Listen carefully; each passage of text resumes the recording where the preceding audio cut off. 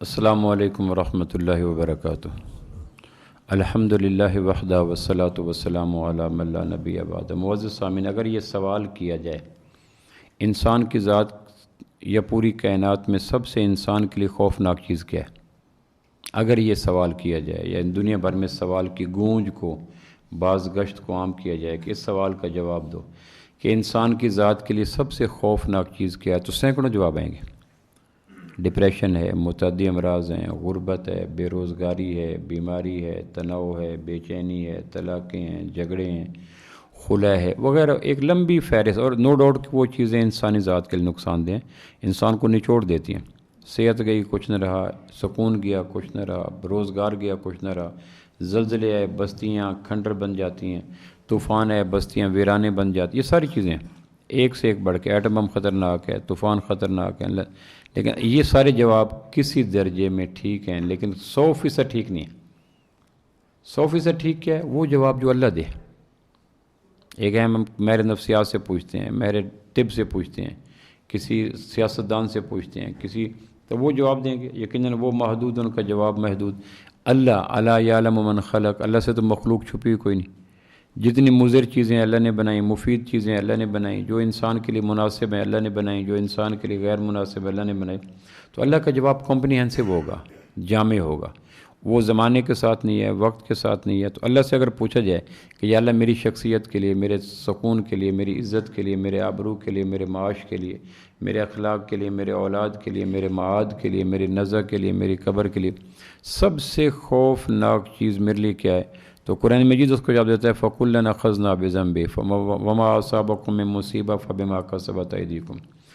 تمہارے لیے، تمہاری شخصیت کے لیے اور سکون کے لیے اور پراپرٹی کے لیے اور اولاد کے لیے اور معاش کے لیے مجھ سے پوچھتے ہو تو خطا سے پاک علم رکھنے والا اللہ کہتا ہے تمہاری ذات کے لیے گناہ سے زیادہ خوفناک چیز کوئی نہیں۔ یہ جو ہم کہہ رہے ہیں زلزلے ہیں، بیماریاں ہیں، طوفان ہیں، حادثے ہیں، بے ہنگم موسم ہیں، بے وقت بارشیں ہیں، یہ مظاہر ہیں، سبب نہیں ہیں۔ بجلی والے میٹر کاٹ گئے تو بجلی والوں کا میٹر کاٹنا بجلی والوں کا منظر ہے، سبب یہ ہے کہ ڈیو ٹائم پہ بل پے نہیں کیا۔ اگر بل ڈیو ٹائم پہ پے ہو جاتا تو یہ منظر نہ دیکھنا پڑا۔ یہ جو منظر ہم دیکھتے ہیں کہ جسم بیماریوں کی زد میں آ جاتے ہیں، غربت عام ہو جاتی ہے، گزرگاہیں غیر محفوظ جاتی ہیں، زمین کے زلزلے جاگ اٹھتے ہیں، لہریں سیلاب بن جاتی ہیں، ہوائیں طوفان بن جاتی ہیں، اپنے غیر ہو جاتے ہیں، چیزیں مہنگی ہو جاتی ہیں، اقتدار پہ کرپٹ، یہ سارے مناظر ہیں، سبب نہیں ہیں۔ تو اگر آپ پوچھیں جی کہ آپ نے کیوں کاٹا میٹر، تو وہ کہیں گے جی اس نے 4 مہینے کا بل پے نہیں کیا واپڈا کو، یہ وجہ بنی میٹر کے کٹنے کی۔ یا اللہ بستیوں میں یہ منظر کیوں ہے؟ بستیوں میں اللہ کہتا ہے ان بستیوں کے رہنے والوں کے وجود کے اعضاء گناہوں کی فیکٹری بن گئی۔ آدمی گناہ کرتا کیوں ہے؟ دنیا کا کوئی گنہگار ضمیر کے ساتھ دل کی گہرائیوں میں گناہ سے محبت نہیں کرتا۔ آپ راشی سے پوچھیں، چور سے پوچھیں، زانی سے پوچھیں، اجرتی قاتل سے پوچھیں، وہ آدمی جس کے انگ جسم کا ایک ایک عضو گناہ کی فیکٹری، اس سے پوچھیں تو تنہائی کے لمحے میں وہ بھی کہے کہ میں اس سے متفق نہیں ہوں، بس ایک عذاب ہے پڑ گیا، نشہ جان۔ میں نے کئی نشیوں سے پوچھا، انہوں نے کہ بس یہ ایک عذاب ہے پڑ گیا، دعا کریں۔ کئی قاتلوں سے پوچھا، کئی چوروں سے پوچھا، عذاب ہے۔ تو گناہ کرتے کیوں ہیں؟ گناہ کی وجہ کیا ہے؟ گناہ سے نفرت بھی ہے، گناہ کے نیگیٹو اثرات کا پتہ ہے، گناہ صحت کو نچوڑ دیتا ہے، گناہ معاش کو نچوڑ دیتا ہے، گناہ سکون کو نچوڑ دیتا ہے، گناہ عزت کو نچوڑ دیتا ہے، گناہ محبت کو نچوڑ دیتا ہے، گناہ فراوانی کو نچوڑ دیتا ہے، گناہ باہمی محبتوں کو نچوڑ دیتا ہے، رشتوں کو ختم کر دیتا ہے۔ یہ ہر آدمی ماتھے کی آنکھوں سے دیکھتا ہے، لیکن پھر گناہ کرتے ہیں کیوں؟ تو گناہ کے کرنے کا سبب ایک ہی ہوتا ہے، کمزوری ایمان، بس۔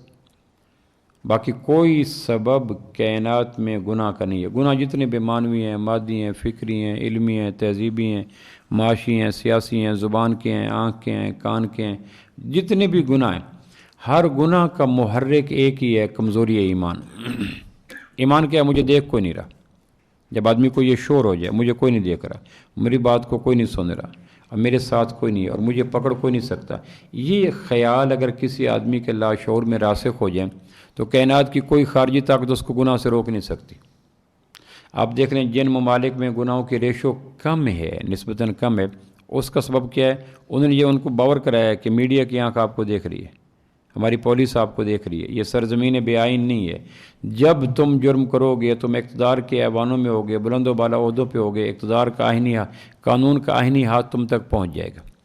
جن ملکوں میں یہ یقین ہو گیا کہ مجھے یاد ہے انگلینڈ کے اندر رات کے پہلے پیر میرا لیکچر تھا، ایک گاؤں تھا، آخری پیر میں لیکچر مکمل ہوا تو اس کے بعد فجر کا وقت داخل ہو گیا، اذانیں شروع نہیں ہوئی، ہم نے نماز پہلے وقت میں پڑھی تو میں دوست کے ساتھ روڈ پہ آ رہا تھا، آگے سناٹا، خاموشی، تا حد نظر نہ آدم نہ آدمزاد نہ گاڑی، کچھ بھی نہیں، لیکن جہاں اشارہ آیا تو وہ گاڑی کے چاروں ویل رک گئے۔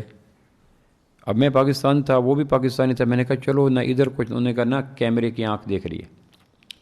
اب یہ ہم دن دہاڑے کراس کر جاتے ہیں، تو جن ممالک میں رولز ہیں، لا ہے، قانون کی بالادستی ہے، یہ شور کروا دیا ہے کہ تمہیں کوئی دیکھ رہا ہے، تم آڈیو میں ہو، ویڈیو میں ہو، تمہاری ریکارڈنگ ہو رہی ہے، تم واچ کیے جا رہے ہو، تمہارے ارد گرد ایجنسیاں پھر رہی ہیں، ہوش سے بولنا وغیرہ، تو ان معاشرے میں جرائم کم ہوتے ہیں۔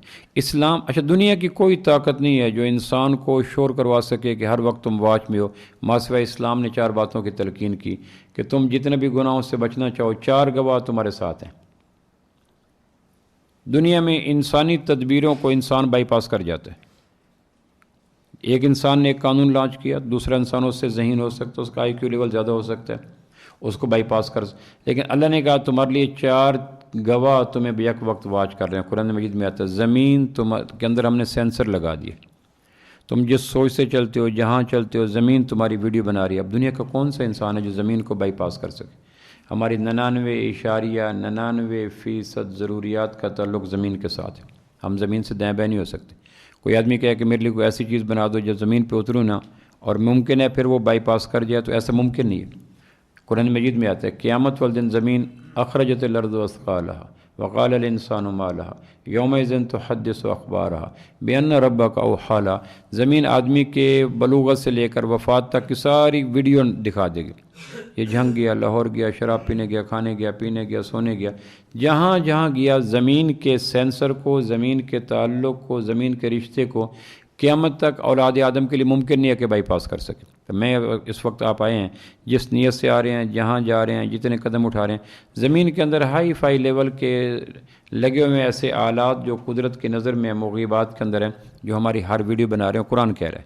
دوسرا گواہ جو قرآن کہتا ہے وہ یہ ہے کہ تمہارے اعضاء تمہارے جاسوس ہیں، تم سلامت آنکھوں پہ، مضبوط بازوؤں پہ، تیز دماغ پہ، مضبوط پاؤں پہ ناز نہ کرو، یہ تمہارے وجود کے جاسوس ہیں جو تمہارے ارد گرد اللہ نے لانچ کر رکھے ہیں، اور قیامت والے دن زبان پہ مہر ہوگی۔ قرآن مجید میں آتا ہے الیوم نختم علی افواہہم، ہر آدمی کو زبان پہ زپ ہوگی، وتکلمنا ایدیہم وتشہد ارجلہم شاہد علیہم سمعہم وابصارہم وجلودہم، آدمی کا آنکھ، ناک، کان، وہ بولے گا میں نے یہ دیکھا، یہ بولا، یہ سنا، اس نے یہ کیا، تو آدمی کہے گا یہ کیا ہوا، اس گھر کو آگ لگ گئی گھر کے چراغ سے۔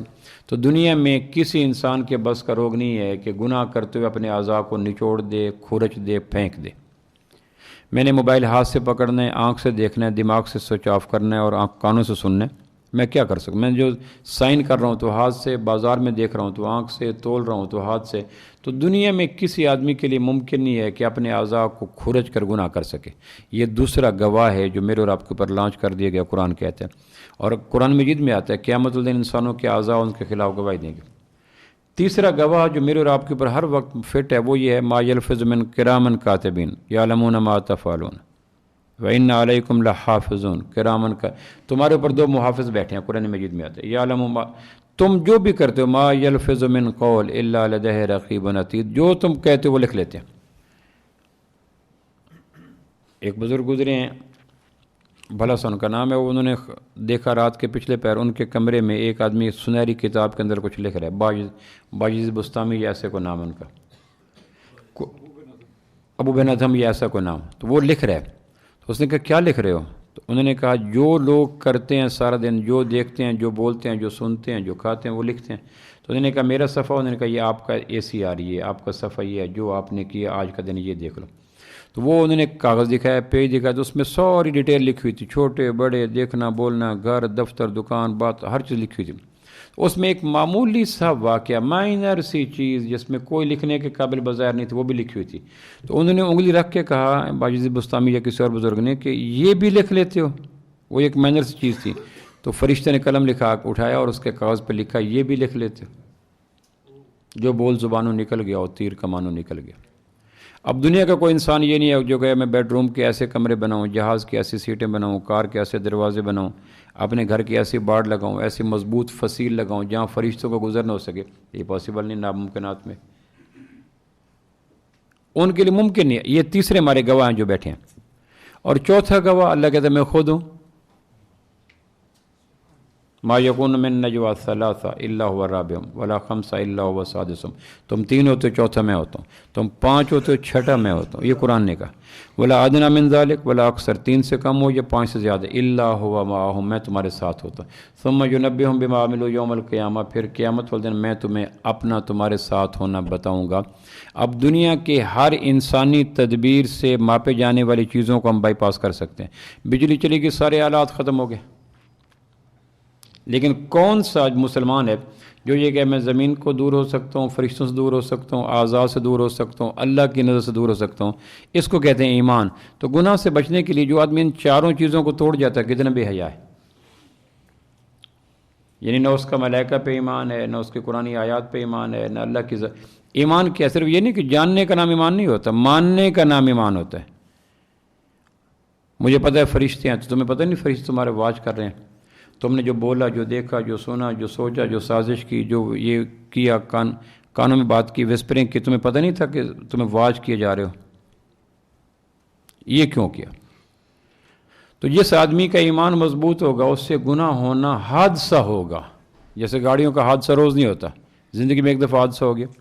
جس کا مغیبات پہ ایمان ہوگا، اللہ کی ذات پہ یقین ہوگا، فرشتوں پہ یقین ہوگا، اپنے اعضاء پہ یقین ہوگا، زمین پہ یقین ہوگا، تو اس سے گناہ کا ہونا حادثہ ہے، پریکٹس نہیں ہے، مشق نہیں ہے۔ جس کو قرآن کہتا ہے کانوا یصرون علی الحنث العظیم، وہ گناہوں کو پالیسی نہیں بناتے۔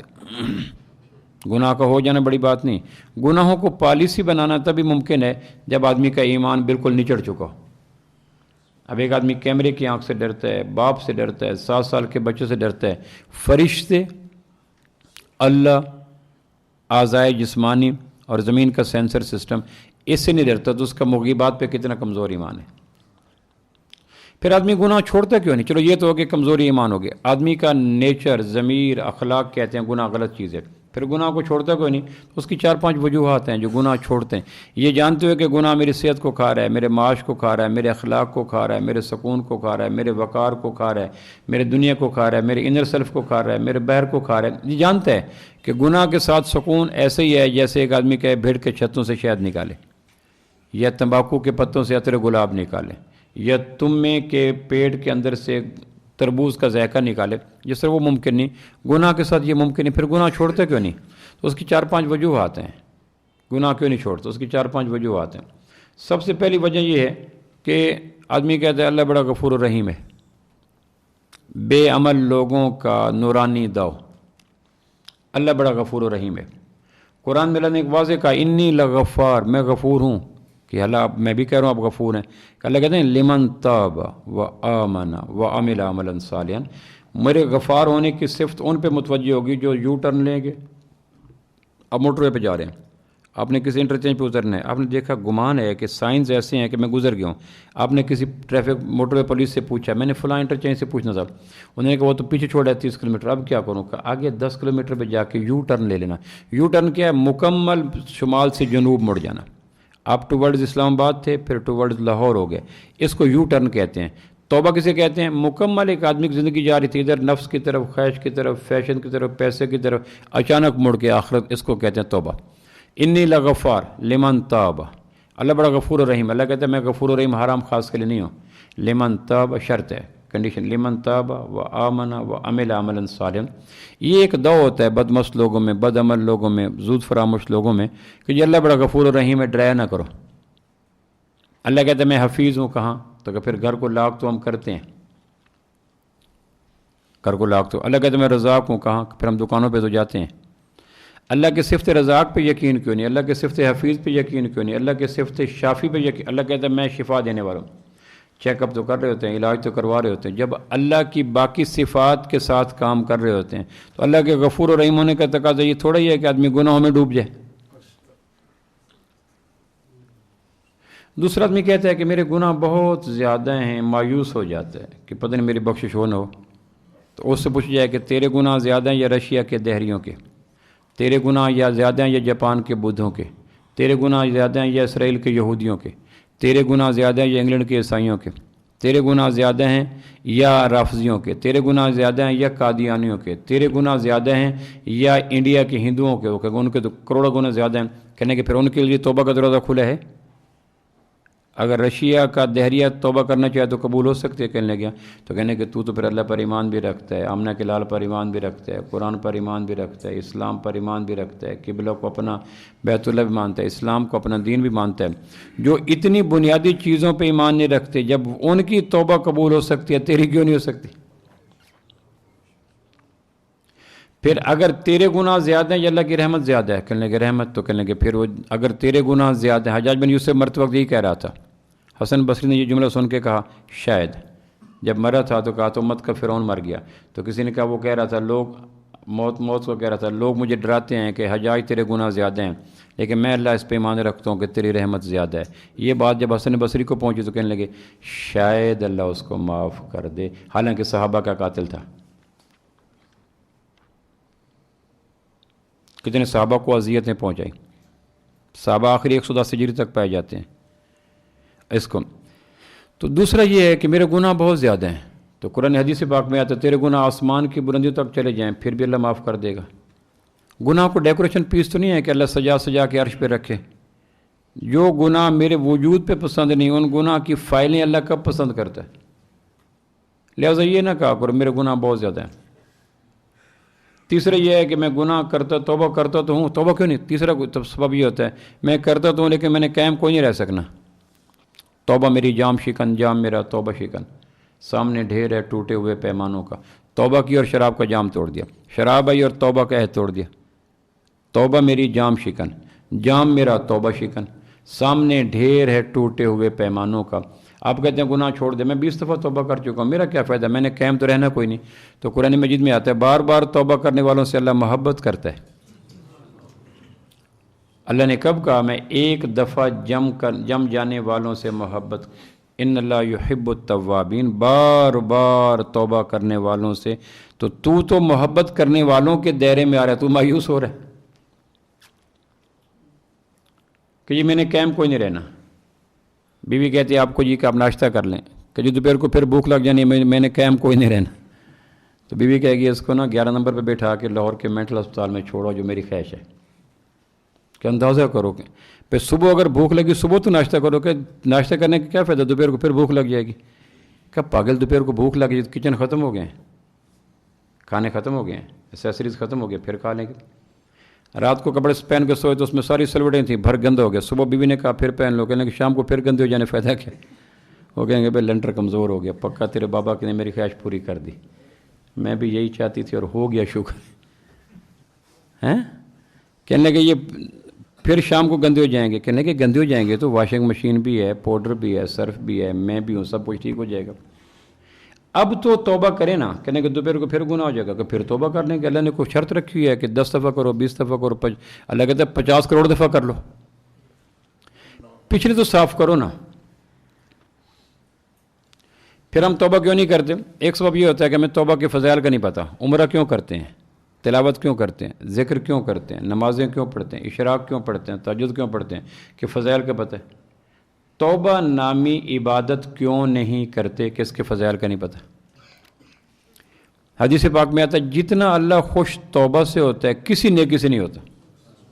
اور میں نے مثال اس کی عرض کی تھی، کمال کی مثال ہے. نفسیات دیکھیں، اللہ کے محبوب نے انسانی نفسیات کے بالکل قریب تر ٹچ کرتے مثال دی کہ ایک آدمی اس کا زیادہ راہ سارا اونٹنی پہ ہے اور وہ ڈیزرٹ عبور کر رہا ہے. بیچ صحرا میں ایک درخت ہے، اس نے کہا چلو تھوڑی دیر تھک گیا ہوں، سایہ ملا، اس نے اونٹنی کو باندھا، درخت نیچے سو گیا.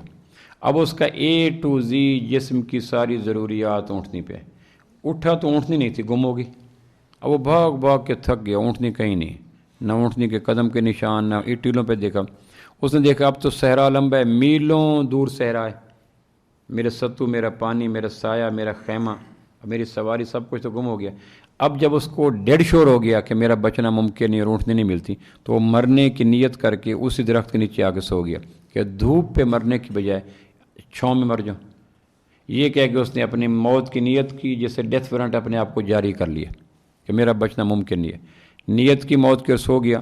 ابھی وہ اس میں سوچ رہا ہے کہ اب روح نکلی تو اچانک اس کو گھنٹی کی آواز آئی. تو اس کے لاشعور میں آیا کہ شاید گلے کی گھنٹیاں بج رہی ہیں جو موت کے وقت گھنگرو بجتے ہیں.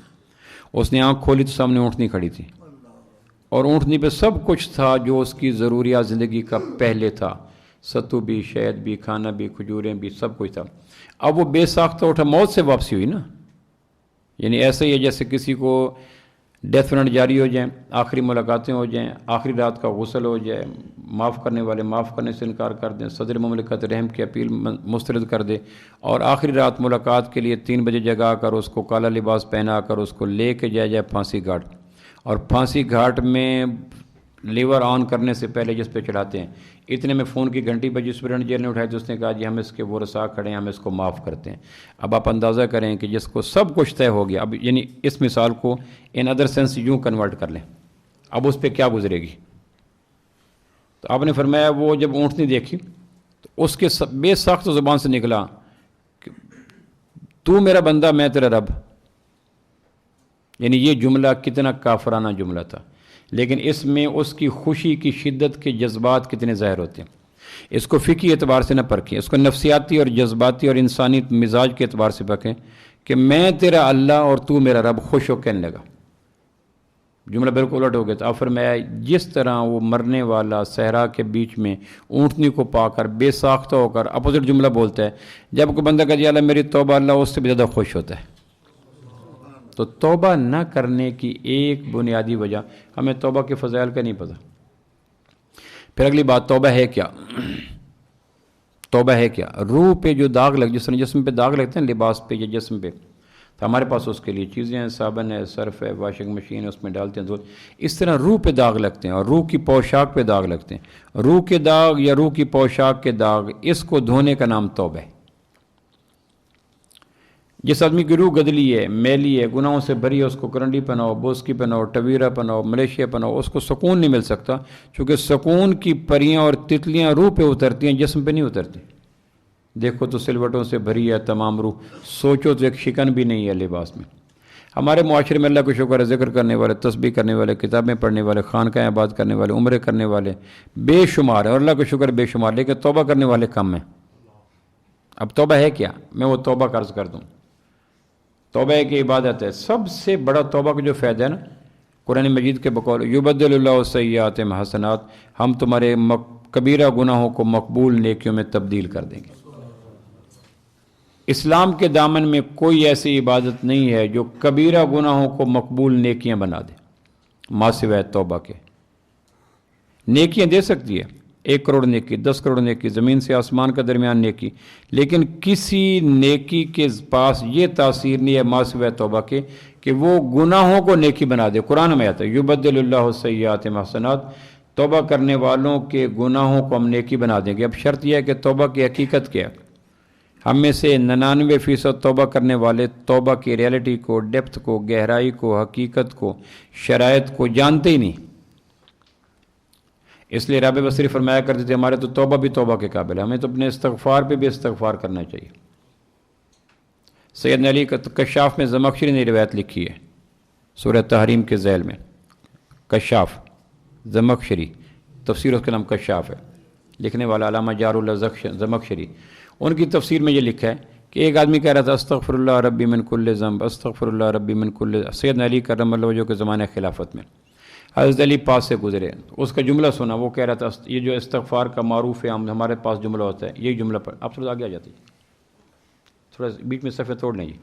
آپ بھی حضرات دیکھ لیں، اگر سامنے جگہ ہو تو اس کو مجلس کے آداب میں پر کر لیں. تو سیدنا علی کرم اللہ وجہہ نے دیکھا کہ وہ کہہ رہا تھا استغفر اللہ ربی فرمایا یہ تو جھوٹوں کی توبہ ہے، کذاب لوگوں کی توبہ. توبہ تو یہی ہے، ہمارے عرف عام میں توبہ تو یہی ہے کہ یا اللہ میں توبہ کرتا ہوں، یا اللہ استغفار کرتا ہوں. سیدنا علی نے اس کا جملہ سن کے کہا یہ تو کذاب لوگوں کی توبہ ہے، جھوٹے لوگوں کی توبہ ہے. وہ کہنے لگے پھر سچے لوگوں کی توبہ کیا ہے؟ فرمانے لگے سچے لوگوں کی توبہ جس میں 6 باتیں ہوں. 6 باتیں. اب وہ 6 باتیں میں عرض کر دیتا ہوں.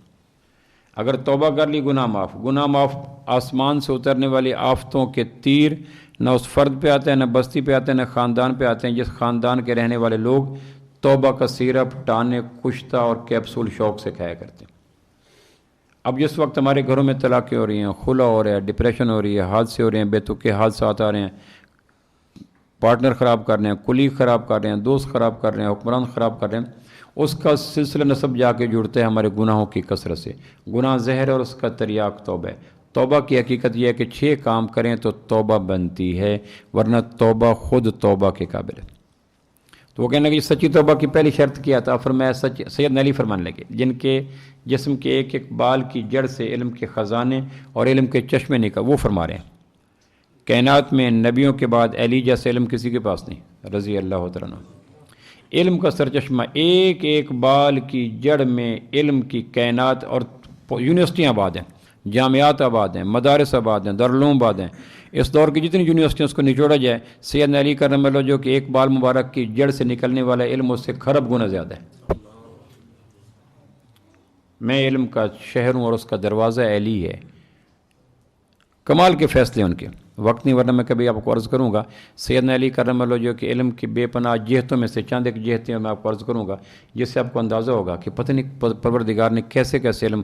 مشکل ترین سوال کے آدمی تھنک ٹینک ٹکرا جاتے ہیں اور مسکراتے ہوئے جواب کے آدمی کہتا ہے ایسے جواب تو قابل عمل کوئی نہیں.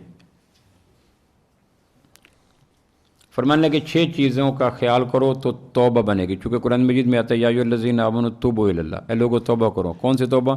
توبۃ النصوح. باقاعدہ توبہ کے ساتھ آگے برانڈ کا ذکر کیا. یا ایھا الذین آمنوا توبوا الی اللہ، ایمان والو توبہ کرو. یا اللہ میں توبہ کرنا نا تو آگے نام لیا توبۃ النصوح. انہیں فرمایا کہ تم دیکھ رہے ہو قرآن مجید کے ڈیمانڈ توبۃ النصوح ہے، توبہ نہیں ہے. ہمارے یہاں توبہ کرنے والے ہیں، توبۃ النصوح کرنے والے کوئی نہیں. توبۃ النصوح کی 6 شرائط میں پہلی شرط یہ ہے کہ ندامت ہو. ندامت کے بغیر آپ نے دیکھا ہوگا نصرت فتح علی خان ہمارے یہاں قوال گزرے ہیں، فوت ہو گیا، اللہ ان کی بخشش فرمائے. ان کی ایک قوالی تھی توبہ میری توبہ توبہ میری توبہ. آپ نے سنا ہوگا، میرے خیال سینکڑوں دفعہ توبہ کی، لیکن وہ قوالی ہے، ندامت نہیں ہے. میں جب استغفار کر رہا ہوں تو میرے ذہن میں گناہ ہی کوئی نہیں. اللہ کہتا ہے مذاق کرتا ہے، گناہ ذہن میں کوئی نہیں. میں جب اپنے بچے کو ڈانٹتا ہوں تو بچہ کہتا ہے بابا میں آئندہ کے لیے 10 بجے سے پہلے آ جاؤں گا. اس کو پتہ ہے کہ ڈانٹ کا سبب 10 بجے کے بعد آنا ہے اور وہ 10 بجے کے بعد نہ آنے کا عہد کرتا ہے. میں جو 100 دفعہ کہہ رہا ہوں استغفر اللہ استغفر اللہ استغفر اللہ کہہ رہا کس بات پہ استغفر اللہ کہ یا اللہ 100 دفعہ میں نے دانے پورے کرنے ہیں، میں نے کون سا گناہ چھوڑنا ہے؟ کیا لطف مفت کا زاہدوں نے یہ الزام لیا، تسبیح کے دانوں سے ابس کام لیا. یہ نام ہے وہ جس کو بے گنتی لیں، کیا لطف جو گن گن کے تیرا نام لیا. آسمان کا خالق مقدار کا نہیں معیار کا کہل ہے. ہم دانے پورے کرتے ہیں، تسبیح پوری کرتے ہیں، مقدار پورا کرتے ہیں، اس کے اندر استحضار ہوتا ہی کوئی نہیں کہ کس گناہ پہ توبہ کرو. استغفر اللہ استغفر اللہ استغفر اللہ استغفر اللہ 100 دانے پورے، پھر اگر تیسرے کلمے کی تسبیح، پھر تو وہ مقدار ہے ہمارے یہاں. تو پہلی شرط یہ ہے کہ ندامت ہو کہ یا اللہ میرے سے غلطی ہوئی، میں نے آنکھوں کا مس یوز کیا، زبان کا غلط استعمال کیا، کان کا غلط استعمال کیا، سرمایہ کا غلط استعمال کیا، پیسے کا غلط استعمال کیا، کلیدی عہدے کا غلط استعمال کیا، PR کا غلط استعمال کیا، جوانی کا غلط استعمال کیا، میں نے یا اللہ ٹوٹلی غلط استعمال کیا، مجھے معاف کر دے. اللہ کہتے ہیں اس کو ندامت تو ہے نا، اس کو پتہ تو ہے نا کس بات پہ توبہ. اس سے پھر آنکھ میں آنسو آتے ہیں. موتی سمجھ کے شان کریمی نے چن لیے قطرے جو تھے میرے ارکین افعال کے. اقبال کہتا ہے ندامت کے ساتھ جو آنکھوں سے قطرے گرے، اللہ نے کہا اٹھاؤ یہی تو موتی ہیں جو عرش کی زینت ہیں. موتی سمجھ کے شان کریمی نے چن لیے قطرے جو تھے میرے ارکین افعال کے. یہ جو ندامت کے قطرے گرتے ہیں یہ گناہ کو یاد کر کے استغفار کی برکت سے لاشعور میں پش کرتے ہیں اور آنکھوں کی جھیل سے قطرے گرتے ہیں. یہ قطرے ہیں ندامت کے، ورنہ باقی تو تسبیحات کا پورا کرنا اس کا اللہ کے نزدیک ٹکے کی ویلیو نہیں ہے، ضیاء وقت ہے. استحضار کے ساتھ استغفار استحضار کے بغیر استغفار استہزاء ہے، مذاق ہے. اللہ کہتا ہے کس بات پہ استغفار کہ یا اللہ مجھے یہ تو نہیں پتہ. توبہ توبہ توبہ، وہ گنتی ہے، قوالی ہے، ہٹ کرنا ہے پروگرام، تو اس کا کوئی فائدہ نہیں. ندامت کہ یا اللہ میرے سے غلطی ہوئی، میں اون کرتا ہوں، تسلیم کرتا ہوں، شعور اس میں تھا، سرمایہ اس میں تھا، وقت اس میں تھا، تو میں نے کیا، مجھے معاف کر دے. اللہ کہتا ہے لو معاف کر دیا. پہلی چیز ندامت ہو. نادم لوگوں کا چہرہ آپ دیکھا کریں اتر جاتا ہے، نچڑ جاتا ہے، آنکھیں برستی ہیں، چہرے پہ رونق ختم ہو جاتی ہے، کائنات کی لذتیں ختم ہو جاتی ہیں، زندگی تنگ ہو جاتی ہے، آدمی اپنے آپ سے فیڈ اپ ہو جاتا ہے، قد آدم آئینے کو دیکھ نہیں سکتا۔ ندامت زدہ لوگ تو قسط میں مر جاتے ہیں، اور ہمارے ہاں جو پارک کے دوران تسبیحات کرنے والے ہوتے ہیں ان کو تو پتہ نہیں چلتا تسبیحات کر رہے ہیں یا وقت پورا کر رہے ہیں۔ تسبیحات کریں استحضار کے ساتھ، کم ہو، گناہ یاد ہو، ندامت ہو۔ ندامت کا ایک قطرہ وہ کام کرتا ہے جو بحیرہ کلزم کا سارا پانی نہیں کرتا۔ تو ندامت گناہوں کو یاد کرنے کے بعد پیدا ہوتے ورنہ نہیں ہوتی۔ تو بچا بچا کے نہ رکھی سے تیرا آئینہ ہے وہ آئینہ کہ شکستہ ہو تو عزیز تر ہے نگاہ آئینہ ساز میں۔ ندامت کے بعد جو دل ٹوٹتا ہے اللہ کہتا ہے یہی تو ٹوٹا ہوا، اقبال کہتا ہے یہی ٹوٹا ہوا آئینہ تو اللہ کو پسند ہے۔ دوسری چیز جس کے بغیر توبہ وجود ہی نہیں پکڑتی، وہ بات لفظوں کی جمع پونجی ہے، توبہ توبہ مذاق ہے، جس پہ فرمایا کرتے رابع بصری کہ ہماری توبہ بھی توبہ کے قابل ہے، وہ یہ ہے کہ فرائض کی ادائیگی۔ ہر آدمی کے اوپر اللہ نے اس کی علم کے مطابق، مال کے مطابق، صحت کے مطابق، اعضاء کے مطابق کچھ فرائض طے کیے ہیں۔ معذور پہ جہاد نہیں ہے، غریب پہ زکوٰۃ نہیں ہے، خیف پہ حج نہیں ہے، مسافر پہ روزہ نہیں، یہ ویری کرتا ہے پرسن ٹو پرسن۔ جس آدمی کے اوپر جو فریضہ ہے، 3 فریضے تو ہر ایک آدمی کے اوپر ہے نا، کلمے کا پڑھنا، نماز کا قائم کرنا اور لوگوں کو دینی باتوں کا بتانا، یہ تو ہر ایک کے ذمہ ہے۔ اس میں بوڑھا جوان، غریب امیر، صحت مند بیمار کی کوئی قید نہیں، کلمہ پڑھنا پڑے گا، نماز پڑھنی پڑے گی، اور لوگوں کو دین کے بجھے ہوئے چراغ جلا کر ان کے دلوں میں روشنی کا اہتمام کرنا پڑے گا۔ یہ دوسری چیز ہے۔ فرائض جو مٹ گئے، میری زکوٰۃ، میرے فرائض جو تھے، فرائض کو کھا کر استغفار کرنا، اس کا فائدہ کوئی نہیں ہوتا۔ یہ ایسے ہی جیسے کنویں میں کتا گر جائے اور کتے کو نکالے بغیر آدمی ڈول نکالے، کتا نکلنا پہلے ہوتا ہے، ڈول نکالنے بعد میں ہوتے ہیں۔ فرائض کی ادائیگی یہ کامیاب توبہ کے لیے شرط اولین ہے۔ تیسری چیز جس کے بغیر توبہ سچی بنتی نہیں، گناہ مٹتے نہیں، روح دھلتی نہیں، پاکیزہ سوچ ہوتی نہیں، گناہوں کو موت آتی نہیں، زہر کا تریاق ملتے نہیں، وہ یہ ہے حقوق کی واپسی۔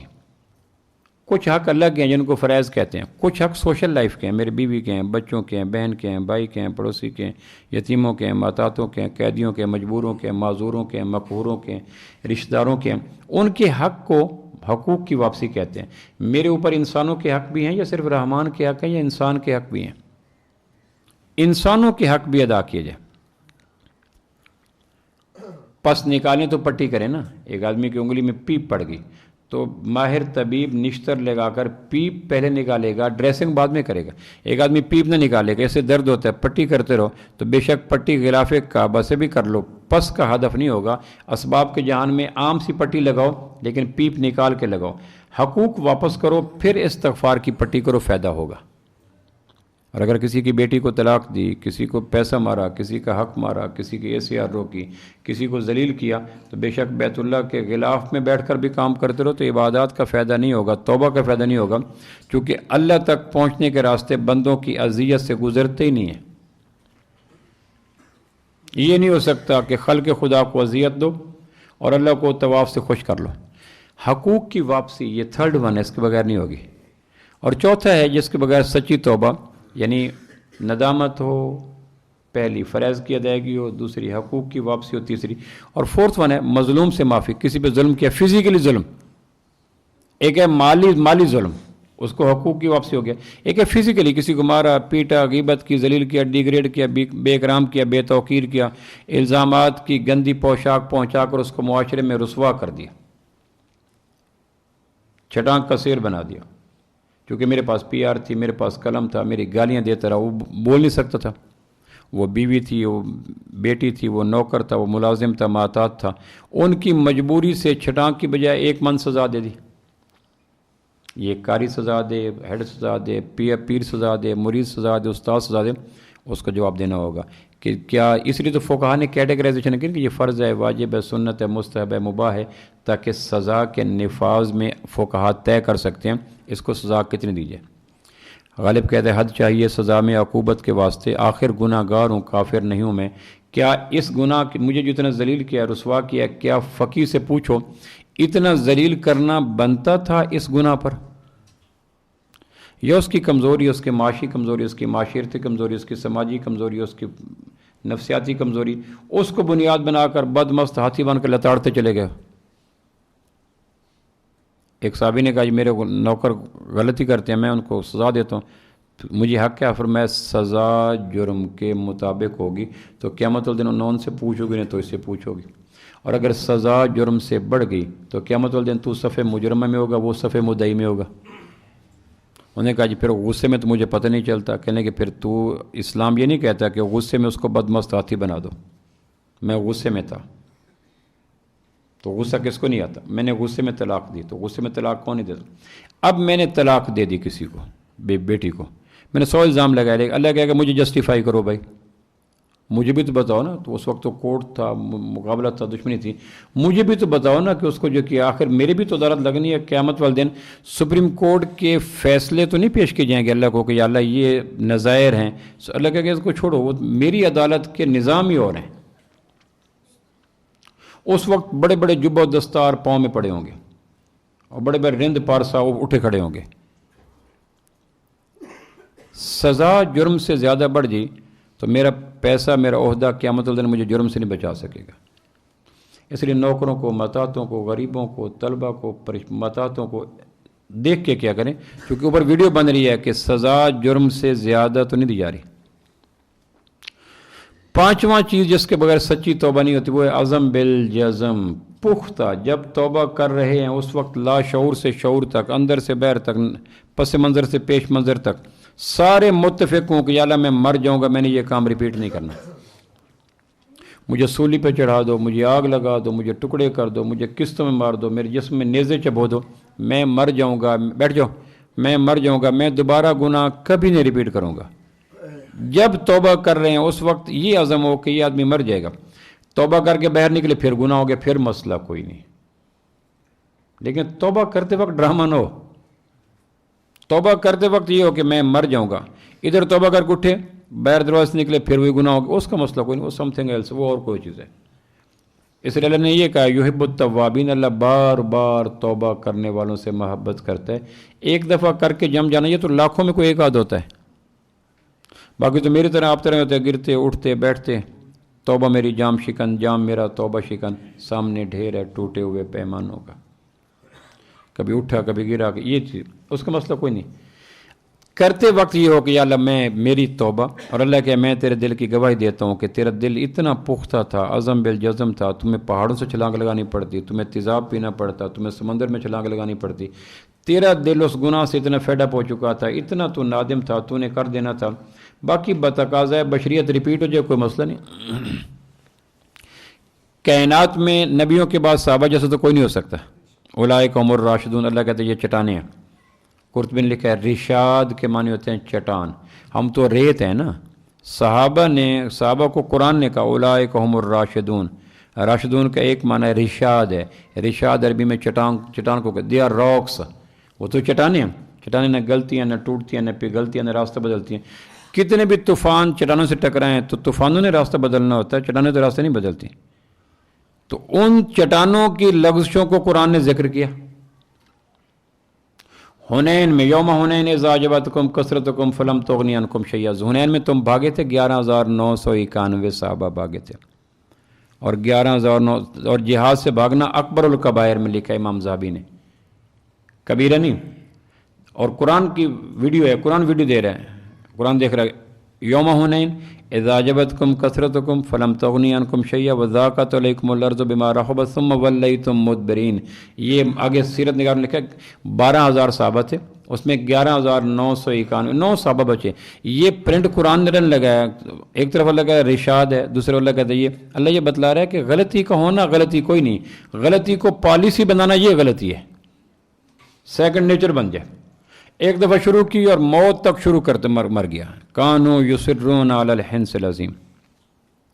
تو پانچویں چیز میں پھر اس کو ریپیٹ کر رہا ہوں بینگ اے پروفیسر کہ پہلی چیز سچی توبہ کی شرط یہ ہے کہ ندامت ہو۔ میں آپ سے نہیں پوچھتا چونکہ مجھے پتہ ہے آپ کو یاد کوئی نہیں ہوگا، تعلیم بارگاہ اس عمر کے بچوں کو یاد ہو جائے تو یہ اپنے خود فریبی ہے۔ پہلی چیز یہ ہے کہ پکی بات ہو کہ ندامت ہو، دوسرا یہ ہے کہ فرائض کی ادائیگی ہو، تیسرا یہ ہے کہ حقوق کی واپسی ہو، چوتھا یہ ہے کہ مظلوم سے معافی ہو، 5واں یہ ہے کہ عزم بالجزم، میں پھر بھی نہیں پوچھوں گا لیکن اندر اتار لیں، عزم بالجزم، پکی بات کہ میں مر جاؤں گا، بے شک سیکنڈ اگلے نیکسٹ سیکنڈ میں گناہ ہو جائے، لیو اٹ، اس کا کوئی مسئلہ نہیں۔ اس پختہ عزم نے زندگی کے 70 سال گناہوں کو نیکی بنا دیا، اس کو چھوڑ دیں۔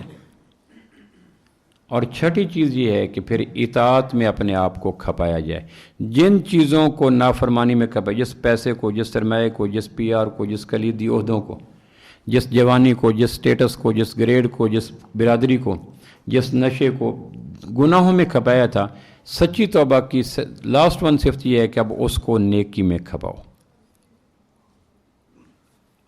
عبداللہ بن عمر رضی اللہ بوڑھے ہو گئے، تابعین ملنے کے لیے آتے تھے، وہ عبادت بہت کرتے تھے، تو انہوں نے کہا جی، لوگوں نے کہا لوگ دور سے آتے ہیں آپ کو زیارت کرنے کے لیے، آپ نوافل پڑھ رہے ہیں، بس کریں، آپ نے اللہ کے محبوب کو زمانہ گزارا، بدر، احد، حنین، تبوک، سارے غزوات، بس کریں۔ فرمانے کہ ہم عربوں کے ہاں دستور ہے، عربوں کے ہاں کہ جب ہمارے گھوڑے دوڑتے ہیں نا، گھوڑے ریس ہوتی ہے، تو شروع میں ہم گھوڑے آہستہ بگاتے ہیں، جب منزلوں کے قریب جاتے ہیں تو ہم گھوڑوں کو چابک مارتے ہیں، ایڑی مارتے ہیں، آوازیں لگاتے ہیں، لگام کھینچتے ہیں، دردیں اتارتے ہیں، کاشن دیتے ہیں، تاکہ منزل کے قریب آ کر گھوڑا اگر سست پڑ گیا تو ہار جائے گا۔ اس وقت میری زندگی کا گھوڑا منزلوں کے قریب تر آ چکا ہے، اگر اس وقت میں سست ہو گیا تو میری منزل کھوٹی ہو جائے گی۔ جن لوگوں نے توبہ کی پھر انہوں نے نیکیوں میں کھپے اور یو ٹرن لی اور مت پوچھو۔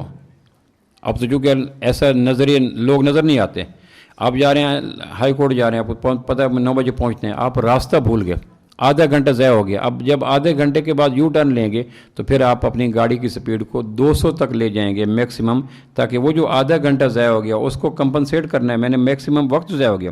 تو آدمی کہتا ہے میری زندگی کے 50 سال گناہوں میں ضائع ہو گئے، اب میں کیا کروں، وقت پتہ نہیں 20 سال ہے، 10 سال ہے، 5 سال ہے، تو وہ جو پچھلے سارا وقت ضائع ہو چکا ہے میں نے اس کو کمپنسیٹ کرنا ہے، تو اس کے لیے پھر حضرت علی فرمانے لگے اطاعت میں آگے بڑھ جاؤ۔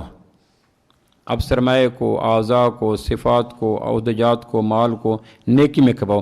یہ 6 چیزیں مکمل ہوگی جس کو کہتے ہیں توبوا الی اللہ توبۃ نصوحا، سچی توبہ، پھر کوئی داغ روح کے اوپر چھوڑتی نہیں۔ اس وقت اللہ کا شکر ہے ہمارے ہاں نیکیاں کرنے والے ہیں، اللہ کا شکر ہے، گناہوں سے بچنے والے ہیں، اللہ کا کروڑا کرم ہے، لیکن توبہ کرنے والے دوسری انگلی کے تیسرے پورے پہ ان کی تعداد ختم ہو جاتی ہے، توبہ کرنے والے کم ہیں۔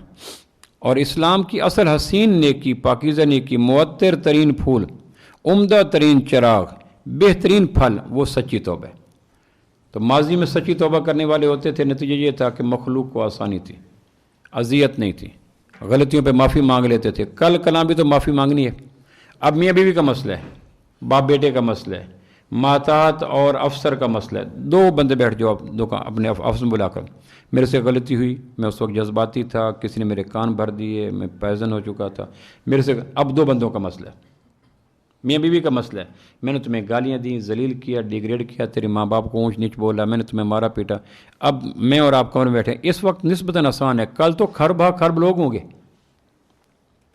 اس وقت مشکل ہوگا، سوری کرنا مشکل ہوگا۔ یہاں تک کہ حدیث میں آتا ہے کہ لوگ کہیں گے ملک الموت سے، اسرائیل سے، کہ جہنم میں ڈال دے، میزان پہ کھڑا نہ کر۔ تو اب سوری کرنا آسان ہے، اگر کسی کا حق مارا ہے تو واپس کریں، زیادتی کی ہے تو سوری کریں، ندامت نہیں ہے تو پیدا کریں، فرائض ضائع کیے ہیں تو ادا کریں۔ یہ اگر ہوگا تو پھر وہ سچا سکون ملے گا کہ مت پوچھو، جنت میں بھی وہ سچا سکون مل جائے، بڑی بات ہے، جو سچی توبہ کے بعد تائب کو مل جایا کرتا ہے۔ سب سے بڑا 99 قتل کیے، قتل سے بڑا جرم تو کوئی نہیں، 99 قتل کیے، قتل۔ قرآن مجید میں 2 جرم ایسے ہیں جو کلمہ گو بھی کرے تو خالدین فیہا، کہ ہمیشہ دوزخ میں رہو گے، سود اور قتل۔ حدیث پاک میں آتا ہے قاتل کے قاتل ہو، ناحق مقتول، اور قاتل نے قتل کیا، اس قاتل کے حق میں پوری کائنات کے لوگ آ جائیں کہ ہم گواہی دیتے ہیں اس نے قتل نہیں کیا، اور اس نے کیا، تو اللہ پوری کائنات کو دوزخ میں ڈال دیں گے۔ قاتل کے سر پہ ہاتھ رکھنا، قاتل کو فیور دینا، قاتل کا ایڈوکیٹ بننا، قاتل کا تعاون کرنا، قاتل کے تعاون فراہم کرنا، قاتل کو ویپن دینا، قاتل بے شک اپنا ہو نہیں ہے، قاتل ہے، ریجیکٹڈ۔ تو 99 قتل کیے، کہ اب میری توبہ ہوگی؟ تو اس نے کہا مشکل ہے، 99 قتل، تو اس نے 100 پورے کر دیے، مفتی صاحب کو ساتھ ملا کر سینکڑے پورا کر دیا۔ پھر آگے گیا تو پوچھا میرے 100 قتل ہوئے، انہوں نے کہا 100 کیسے کیا؟ اس نے کہا فلاں مفتی صاحب کو میں نے ملا کے سینچری پوری کر دی تھی. وہ سمجھ گیا کہ 101 بھی ہو سکتے ہیں. اس نے کہا فلاں بستی ہے وہاں چلا جا، تو وہاں جا کے ان کے پاس رہے، چونکہ آدمی پانی سے بنا ہے اور پانی ماحول سے اثر لیتا ہے. وہ صالحین کی بستی میں چلا جا، تیری توبہ پکی ہو جائے گی. وہاں سے اٹھا صالحین میں چلا گیا، راستے میں جا رہا تھا تو ملک الموت آیا اور فوت ہو گیا. اب دونوں فرشتے آگے، دوزخ والے کہنے لگے، جو دوزخ والے تھے کہ اس نے 100 قتل کیا ہے، اور جنت والے کہہ رہے تھے اس نے توبہ کی ہے. دوزخ والے کہہ رہے تھے پہنچا نہیں ہے، جنت والے کہہ رہے تھے پہنچتا تو تب اگر زندگی کی کچھ سانسیں باقی ہوتی. اتنے میں ایک فرشتہ ہے انسانی روپ میں.